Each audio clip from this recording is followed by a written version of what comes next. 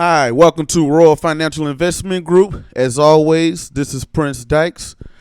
Thank you guys for tuning in today. Today's topic is going to be not less, but low income equals high crime. Today's topic is low income equals high crime. And first of all, before I jump into this, as always, I want to say thank you to everybody that has subscribed to the channel, that follows me on Facebook, facebook.com Royal Financial Group. Again, that's facebook.com/Royal Financial Group. You can email me at Prince, Prince, at royalfinancials.com if you have any questions that you want to see covered or anything like that. And thank you guys for following the Facebook page. Go follow me on YouTube. Hit the like button, subscribe, share, all that other good stuff. So let's not waste too much time. Let's jump right into today's topic. But also, I want to get into something that's going to tie into today's topic. A question that I was asked. I have recently been traveling. I met some interesting people. We had some interesting topics. And the problem was, not topics, but we had some interesting conversations. And I met this guy. I was sitting down having dinner at a Mexican restaurant here in San Antonio. And this guy was talking to me, and he had his daughter with him. And he had his daughter and his son with him. And they were sitting there talking, and the guy leans over and he introduces himself to me, and we started talking, just having a casual conversation. And as we're having a casual conversation, the guy goes on to tell me that he owns a business. He owns a business of building furniture, right? I asked him, he told me he was a product designer at first. So I thought like, okay, maybe he works for a big company, something like that. But he was like, no, he gave me his business card. And he said, hey, I build furniture. I literally, I have a skill that I build furniture. And he was like, this summer, every summer I take my kids when they're not in school and we build furniture together. And it's like my daughter, she loves it. My son, she loves it. And the kids went on to tell me about how they love building furniture, what they was going to build that summer, all that other good stuff. And I sat back and I watched, and I was so amazed, and I was so amazed by how these kids were so, they had so much energy towards building this furniture. And the reason why, it wasn't the furniture that I was worried about, that I was looking at. It wasn't the fact that this guy owned his own company and that these kids, loved helping their dad and working with their dad, but it was the fact that he had a skill that he was, that he completely independent on. He has a skill that he has a complete skill, and he was teaching his skills to their kids. Their kids are going to be able to make money off of this when they get older. When these kids get older, they can build furniture, they can build chairs, they learn how to build tables, they learn how to build couches, and they're going to be an asset to the market. And when I say the word market, I mean to where people are spending their money. They can learn they're learning at a young age. So by the time they're 18 or 19 or 20, his company is going to put them through college, and they're going to have a skill to where they can take their dad's company to the next level, that they'll never go broke because they know how to build furniture. And I was truly amazed because I know it's so many people who, would send their kids to basketball camp, football camp, to soccer camp, to these different types of camps, which is not a bad thing. I am pro sports because it does teach leadership and it does teach you how to socialize with people and things like that. But let's think about it. The max that you can get with the not NBA, but the max you can get by being a good basketball player is to play in the NBA. And what happens is you're pretty much learning how to be an elite employee. In the NBA, that's what you are. You're an elite employee. You're an employee just like everybody else. You are a quote-unquote elite employee. And when you say, well, how are the employees? Yeah, they go in, they train, and they do things for themselves. They go in, not do for themselves, but they go into a basketball court instead of going into an office. They go into a basketball court and they play basketball. And when their body gets old or they can't do it anymore, then they're done. They're no longer an asset to the NBA, and they are then released, and they have to go out into society and do whatever they can do. But the thing is that these kids are going to be able to employ themselves, not be an employee. The highs that a child can grow up to in the basketball is to hopefully maybe one day be a coach, one day play in the NBA. That's the top of the pyramid if you make it that far. Now you look at these little kids here who are learning how to build this furniture, these, going to these workshops every summer. If they build furniture, the top of their game is to be billionaires. Once again, I said the top of their game is to be billionaires of something that they own. They can build their own products and sell them. They can get to a good enough point, build a brand. The son and daughter can build a brand to the point to where they can be selling all across the world like their dad does. They have a unique skill that they don't need to be employed by somebody else. Becoming a great basketball player, the best thing that you can do is to be employed by the NBA as a player or a coach or a general manager, or to be hired as a high school coach or something like that. You have to be hired. Somebody have to see your skills and like them and be hired. For these kids, for example, let's say if nobody brought their furniture, at least they can build furniture for their own house. They can build their own beds. They can build their own dresses. They can build their own drawers. How much money would that save them throughout their lifetime to where they never have to buy furniture? That's a great asset to have. So, jumping on that now, that's a very instant conversation, and that's what I think that we need to do. We need to install into our kids a skill that they can take off somewhere, whether it be it doesn't have to be building furniture. It can be a barbershop, it could be landscaping, it could be learning how to do something, make clothes, learning how to stitch. People used to know how to make clothes back in the day, quilt, blankets and things like that. That's kind of going away now. These kids are learning at a young age how to do manicures. They learn how to do pedicure. They learn how to do makeup. They learn how to do cosmetology. This is something that you should install into our young America, so when our young America grows up, they don't have to worry about, hey, if you earn a college degree, doesn't matter what it's in, your college degree only has value if an employer thinks it has value. If an employer thinks that your piece of paper, your degree, and that your experience is of value to the company, then you will be hired. If they don't see any value to your experience or your piece of paper, you won't be hired, meaning that your experience and your piece of paper is essentially worthless. That's how you can see people who have bachelor's degrees or master's or whatever these type of degrees, and they may be waiters, they may be unemployed.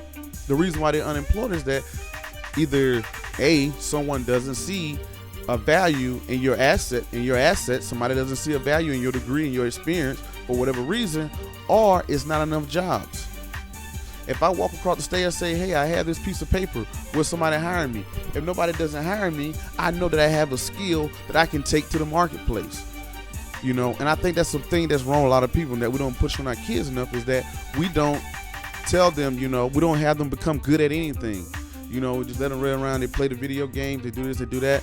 We have to install them to be good at something, because if you're good at something, you're going to be paid forever, because people will always need you. Hey, every couple of years, I'm going to buy furniture. That's a guarantee. I'm going to buy furniture. I'm going to buy clothes. I'm going to get haircuts. I'm going to need somebody to fix my car. I'm going to need somebody maybe to paint a car or something like that. These are skills that you can put into your kids to be able to take off, to make them more marketable to the world. Not to a company, but make themselves marketable. They can put a name on it. They can get a business license. They can get it copyrighted. They can become incorporated to one day this company become big enough to where it's publicly traded. This is what we have to look at. What assets are we putting onto our kids? It's great to have them in sports. It's great for them to want to be in the NBA, NFL, baseball, and stuff like that. But let's teach them skills to where they can employ themselves. And I think that's a missing piece that we need to be more focused on. Now, not to jump off topic, I know today's topic is low income equals high crime. And the reason, jump on topic on that, is the reason why low income equals on high crime, right? Is people think in America they correlate crime to skin color. A lot of people correlate crime to skin color. That's how you see people make comments of, if I see this black guy or this Latino guy, and I'm going to automatically be intimidated because they are the ones that usually commit the crime, which is not a bad fact, because majority of the people that are in prison and incarceration is crime.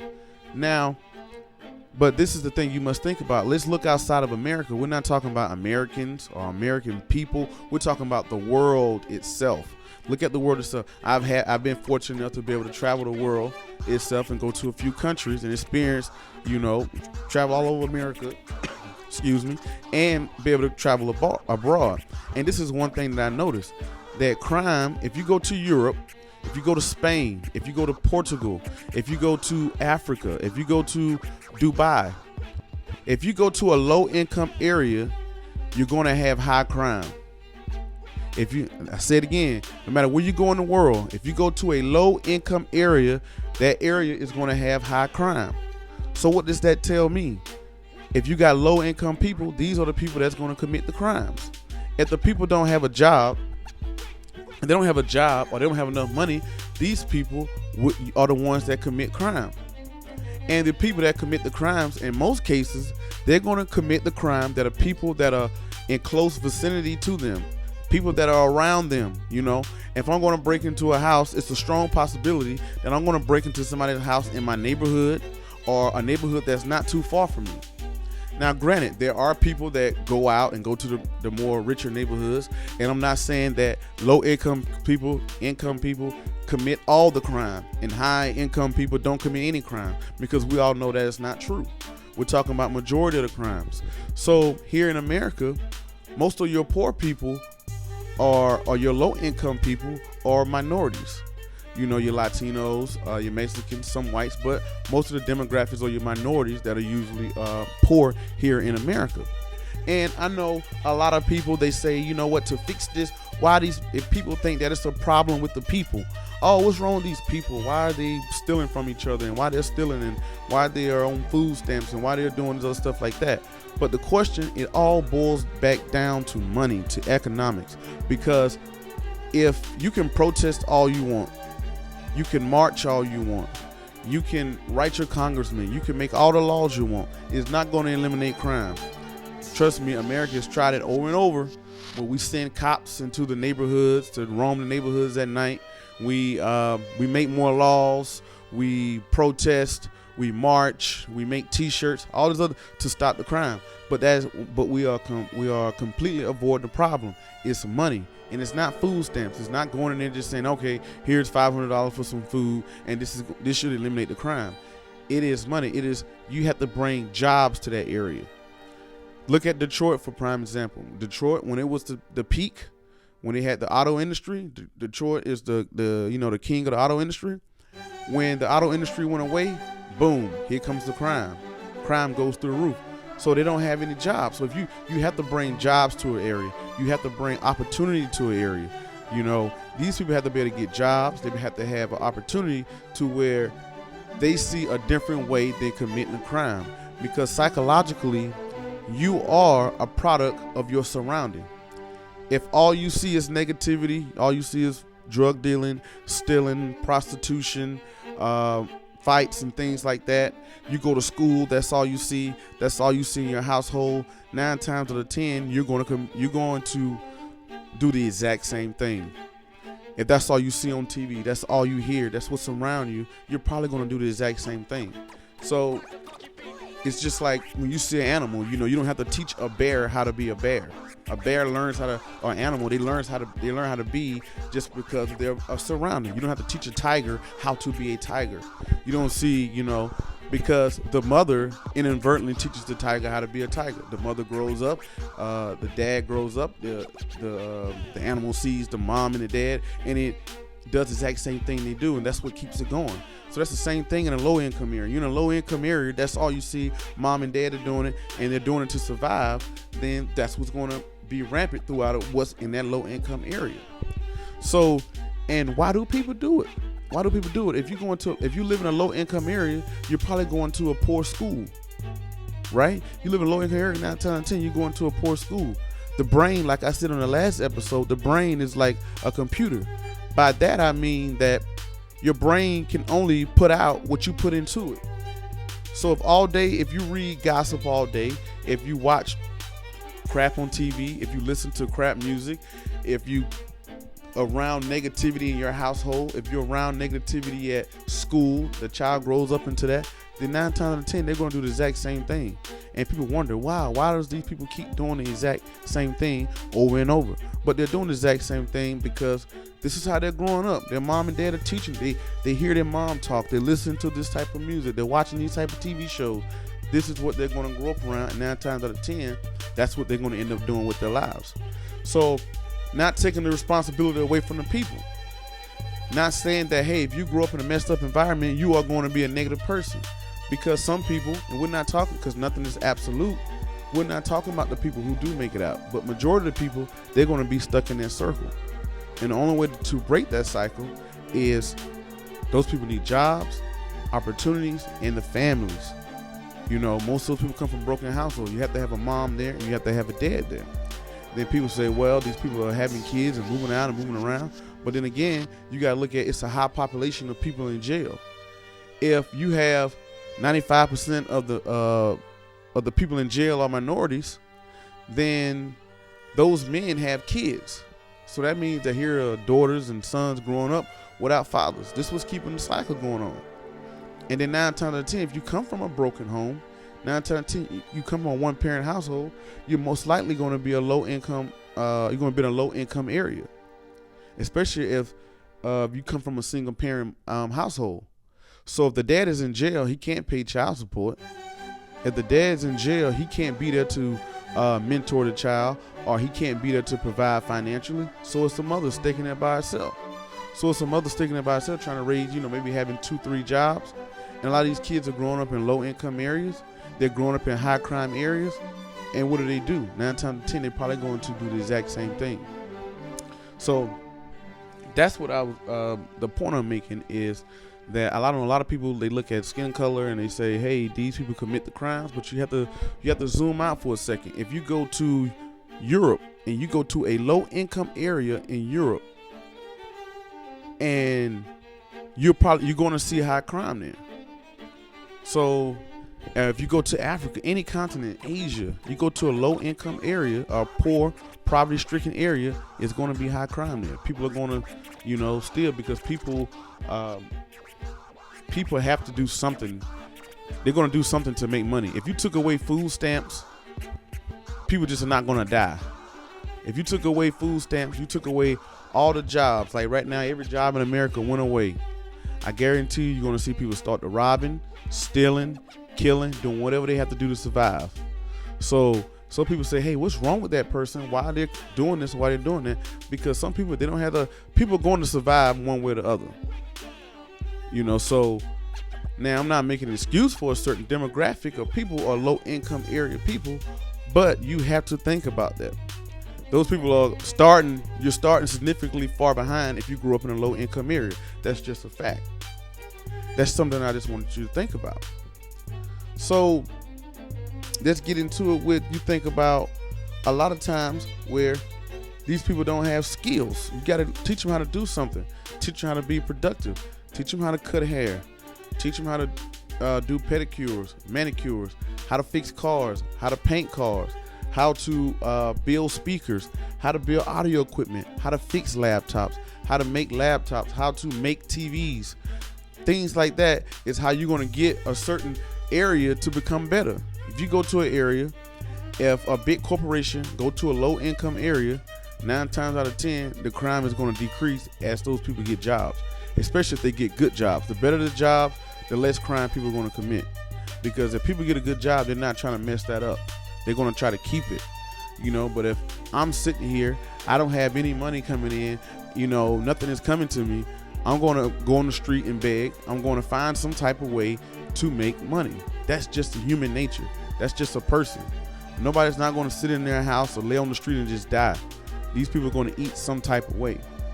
Or so if it's not about, hey, protesting and march and stuff like that.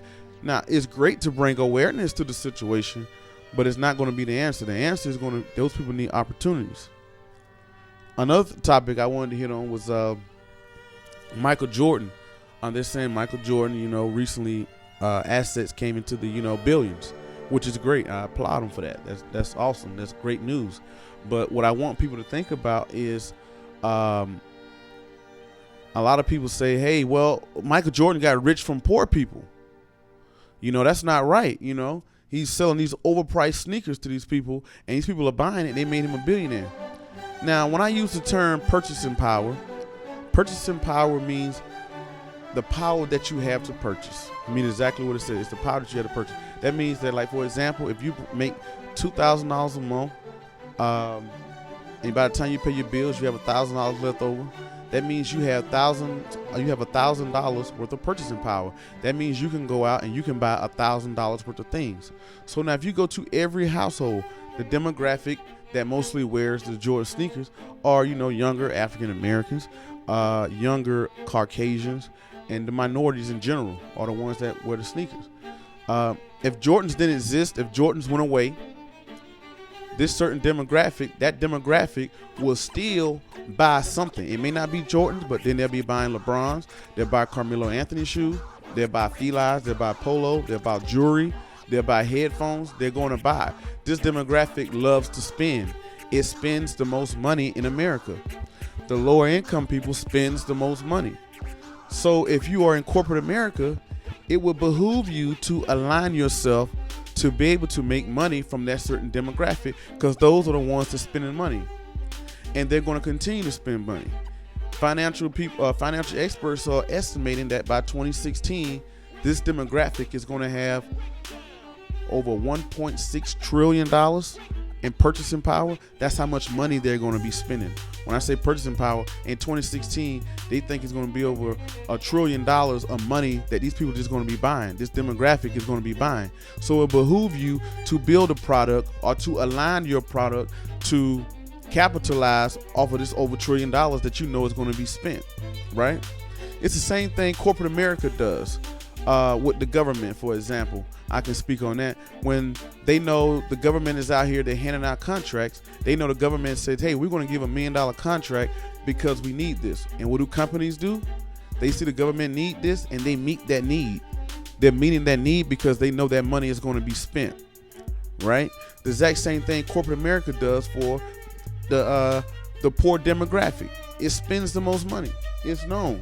They're the ones that buy the most Jordan. You don't see your Warren Buffett walking around with all these pairs of Jordans and jewelry. You don't see billionaires doing that. You don't see multi-millionaires doing that. It's the poor demographic. So yeah, it's unfortunate. Hey, you taking these people money, but if I don't take the money, somebody else will. That's how corporate America look at it. If Nike said, hey, we're not going to sell to poor people, guess what? Reebok will. These people are going to go buy Reebok. They're going to buy Polo. And the thing about it, people say, hey, Michael Jordan is doing this and doing that.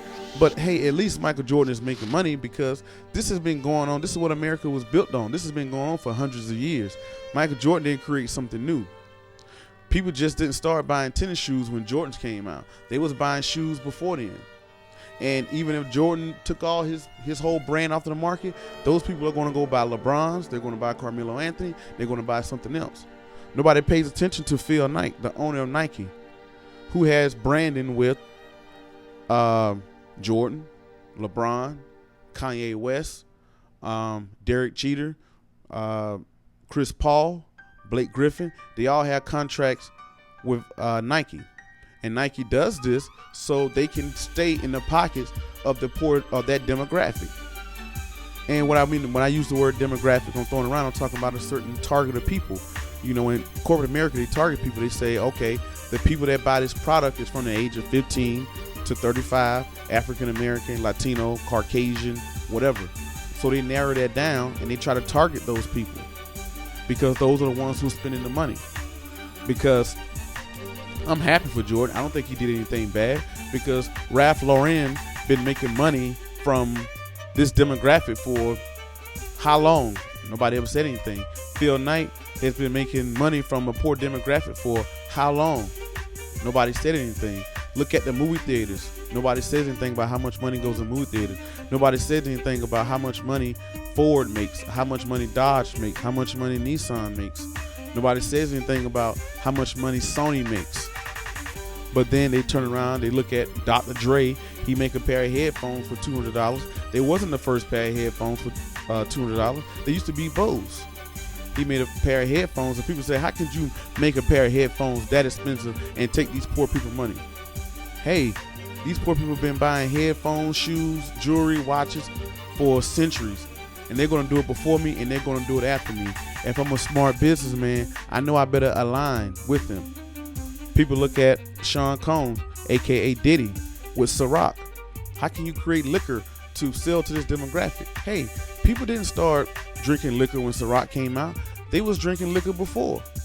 Before they maybe was drinking a different type of vodka, a.k.a. Grey Goose. But guess what?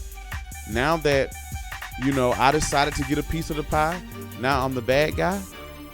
So I think we need to evaluate ourselves when we look at certain people that's aligning themselves with a demographic that's going to spend. Before Ciroc came out, people was buying Grey Goose. People buy Hennessy, which is a cognac. Ludacris creates a cognac I think it's called Conjure or something like that. He creates a cognac, and everybody start buying that. Then people say, hey, you the bad guy. Why you selling liquor? But nobody pays attention to the makers of Hennessy. Nobody pays attention to the maker of Grey Goose. Nobody pays attention to the real makers of Ciroc, because Mr. Sean Combs doesn't own Ciroc. He owns just a small piece. He's just the face of it. Nobody pays attention to the people that owns it. They take down the face of it. Hey, look at LeBron. He's making all this money. Hey, look at Puff Daddy. He's making all this money. Look at Dr. Dre. Look at Oprah. Look at Tyler Perry. Why he's making these movies that, make African Americans look like this and look like that. But you have to look at it. He just didn't start making movies. You don't look at, I can't think of his name on the top of my head, who made 12 Years a Slave, who made Roots, who made, all these other movies that's been going on for years. But as soon as Tyler Perry decides to make some movies, then it's like, whoa, it's held as a negative light. So I think that needs to be reevaluated. Movies have been made that made people look bad for years, or didn't put people in a good light for years, but nobody said anything. It only became a problem when one of the people from that demographic does it. So I think, people need to reevaluate themselves. I think that's a smart business move, because people are still going to go to the movies and watch movies, regardless of who's the producer or who's the actors. People are still going to spend money. They're going to go out to restaurants, regardless of who owns it. So if you're a smart business person, that's why Apple brought Beats. Apple is not a very big urban brand. Beats is a pretty big urban brand. So Apple is publicly traded. So that means that its books are publicly open. Apple has over $160 billion in cash reserve. We're not talking about in assets and buildings. We're talking about just sitting off away in cash, $160 billion. So what is $3 billion when you have $160 billion? They brought Beats because they said, hey, we're going to align ourselves and make ourselves a little bit more appealing to this demographic that's spending all this money, so we can keep ourselves relevant and around. Right? And that's what Ciroc did. Ciroc was not created by Sean Combs. Ciroc had always been on the shelves. Ciroc, when he got Diddy to be the face of it, he made it popular, and look, boom, it blows up. He marketed to a certain demographic, and boom, it blows up. Now it's sitting on the shelf next to Grey Goose. Smart move by Ciroc. People say, hey, you're taking advantage, but it's business. It's what you would do too if your job was to make money, right? So that's what I wanted to hit on as well. And that people always think about it. People always say crime. These people with crime, they're always talking about, with skin color, but it goes by income. You go to a low income area. That's why people don't want to live in low income areas. You live in a low income area, you're going to have a lot of crime. Just by giving them food stamps, that's not going to solve the problem. It's not. Because you have to have opportunities. A lot of these people, they was never taught to, hey, you can start a business, or hey, you can go to school, or hey, they think like, hey, maybe I can hit the lottery, or maybe I can have a baby by somebody that has money, or maybe I can marry somebody with money. I don't see myself being able to do anything because my mom did it, my uncle did it, and things like that. Now, the great thing about the internet is such a powerful tool. I'm from the South. I'm from Georgia. And growing up, I'm 29 now, but when I was a teen, people from the up north, dressed different from the people from down south. We had different brands that we both wore, you know. And whereas up north people wore like Timberlands, and down south people wore Eastlands and stuff like that. But the big thing is with the internet is such a powerful tool now that people are all dressing the same. If I'm in a certain area, it used to be if you didn't have a store in your area, you just didn't wear it. You just didn't buy it. But now due to the internet, I can order Louis Vuitton from anywhere. You can order Nikes from anywhere. You can buy from anywhere. You can get online and you can get on Facebook and YouTube and see the new sites. I'm not the new sites, but the new trends. You can see the new clothes. You can see, the internet is everybody. The internet is in everybody's house and on everybody's phone. So people can easily exchange information. They can easily see what's the new hot, the new hot trends, and they can reach out and get those. And it's also a good thing because somebody who's in a low income area, who's living in a project somewhere, they're surrounded by negativity, they can get on YouTube and hear my voice. Email me, inbox me, use me as a mentor. They can reach out to different people because from their little small, they can easily, have a good mentor role model on the outside just by using the internet. So internet is a very powerful tool, and it's helping a lot of people think outside the box. So I don't want to continue rambling on. Thank you guys for tuning in. Thank you guys for listening. Don't forget to hit the like button, subscribe button, share, comment, all the other good stuff. Stay tuned. Thank you guys for following, and continue to do so. That's my time.